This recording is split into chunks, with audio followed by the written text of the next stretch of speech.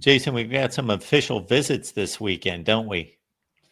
Yeah, Clemson's, they do their one big official visit weekend every year.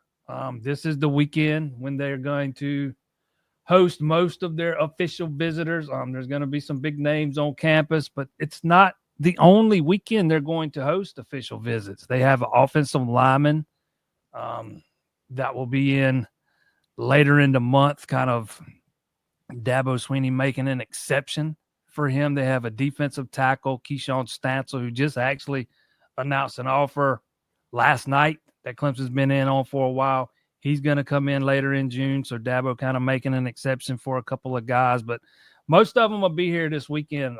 There's been some names that have been cut from the list, but it's still a pretty good group of guys. Heavy on offensive lineman, a big time running back coming in, the best linebacker in the country, in my opinion, coming in. We can go through them however you want to, but I got about well over half a dozen uncommitted guys coming in. Is the linebacker, well, I was going to guess the kid that committed to USC that decommitted from Georgia. No, who are we talking about there? Tyler Atkinson, the 5-star out of Grayson.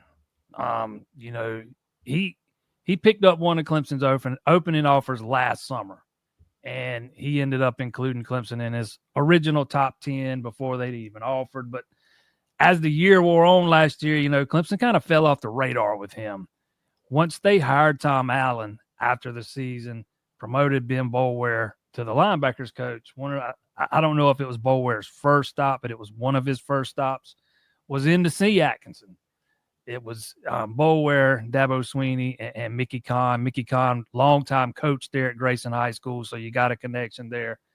And, big credit to Boulware because I think he's been a big part of getting Clemson back in the mix here. They're one of a handful of schools that are going to get an official from Atkinson. And Clemson did have two linebackers set to come in. One was 4-star Caleb Gordon. He's a 3-star on some other services, depending on where you look. But he's no longer coming. That way they can focus all of the attention on Atkinson. They're kind of all in on him. That's who they want. And I would expect they would ride it out with him until he reaches some kind of resolution.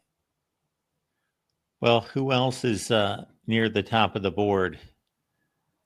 For Atkinson? Or you talking about other players coming? Other players coming this weekend. You got one running back coming in, Jay Lamar. He's from Georgia. They did have two. Another one was Carson Baker, but he scratched Clemson from his list. I always thought Clemson probably had the better shot at landing Lamar than they did Baker anyways. I know there's a coach on the staff there at his high school that's got a little bit of a connection to Clemson, but he's the only running back. They're only going to take one, so you can kind of like with Atkinson, you can go all in on him. We've had a couple of receivers scratched. Cedarian Morgan, the 5-star, he scratched Clemson from his list. They were supposed to have 4-star Craig Dandridge in, but that got scratched. I think that was kind of more of a mutual thing. The way these things are structured now, Clemson's already got 3 wide receivers committed in this class. You got to decide, with the way you're pooling money and stuff, you got to decide how much you're going to spend on each position. And I just don't know that Clemson's planning on spending a whole lot more on a 4th receiver. They do have one coming in now, 3-star Devin Fitzgerald, who is the son of former NFL All-Pro Larry Fitzgerald. Then you got several offensive linemen coming in. You got 4-star Collar Scruggs, 4-star Cannon Pickett, 4-star Leo Delaney, 4-star Ikem Aboko, 4-star Darius Gray, and 3-star Dalton Toothman. And Clemson's already got 4 offensive linemen committed. I think they want to add at least one, maybe even 2 more. So you land a couple of these guys. That's going to give Clemson one of his best group of offensive linemen ever because they've already got 4 committed. They're all 4-stars. Grant Wise, Adam Guthrie, Chance Barkley, and Braden Wiles. That's 4 very good offensive linemen. You have the defensive lineman Bryce Perry Wright's coming in. He's listed as a defensive lineman by the services.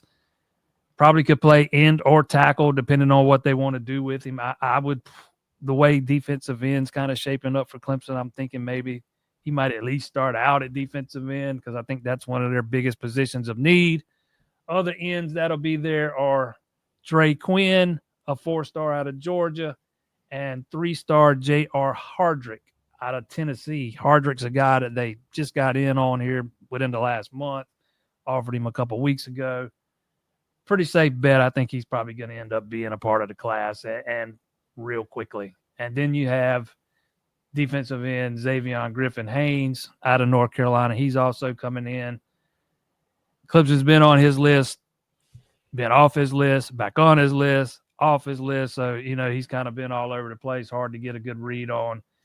Then you got safety Tylen Wilson, a 4-star, then a 5-star safety Joey O'Brien, and 4-star safety Blake Stewart. Those are the guys that I have as of right now.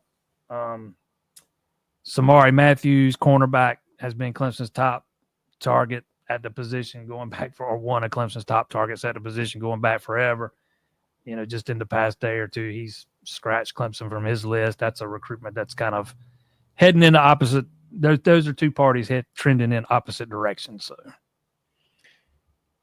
and you're going to know so much more, after these visits when there's some talk out there. But as it stands right now, you're letting us know somebody that's trending away from Clemson. Do you have any other decent leans on any of these other guys? I think Clemson's in a pretty good spot with Bryce Perry, right? They've been in on him forever. There's a connection there with Nick Eason. He's visited more times than I can count off the top of my head in the past, 12, 15 months. I mean, he's been a very frequent visitor to Clemson. One of the better linemen in the class. And again, he's one of those versatile guys. You could probably, slide him in at the end, or if you want to add a little bulk to him, he can play on the interior. But with where Clemson is at defensive end at the moment, it's just I would kind of see him probably sliding in at the end. He's a guy I think Clemson's in really good shape with. Again, I think they're in good shape with defensive end J.R. Hardrick. The offensive lineman, Carter Scruggs, another 4-star kid. I think they're in really good shape with him. Probably in better shape with him than any of those other offensive linemen. And Tylen Wilson, the safety, I think they're in a pretty good spot with him. Those would be the guys right off the top that I think they're probably in the best shape with at this point. But that's what this weekend's all about. This is when they kind of roll the red carpet out. It's one of their two biggest events of the year, probably their biggest event of the year. And this is when they try to reel those guys in.